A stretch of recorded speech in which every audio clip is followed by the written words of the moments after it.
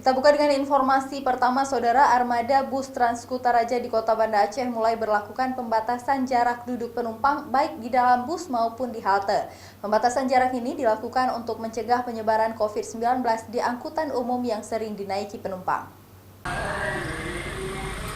UPTD Angkutan Massal Transkutaraja mulai berlakukan pembatasan jarak duduk penumpang baik di dalam maupun halte bus. Setiap penumpang harus duduk berjarak dengan penumpang lainnya dengan mengosongkan satu kursi di antara penumpang. Hal ini sebagai upaya mencegah penyebaran virus COVID-19 di angkutan umum yang sering dinaiki penumpang.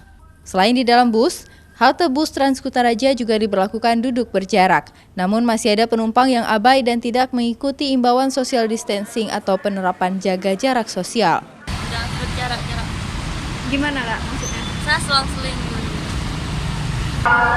di sepi. Ini nunggu. Pembatasan interaksi antar penumpang telah diberlakukan sejak merebaknya virus COVID-19 di Indonesia. Jumlah penumpang di angkutan massal Transkutaraja ini juga menurun dan bahkan sepi penumpang. Meski jumlah penumpang bus Transkutaraja menurun, namun armada angkutan umum masyarakat ini tetap beroperasi dan melayani penumpang seperti biasa. Nova Bisdayanti, Kompas TV, Banda Aceh.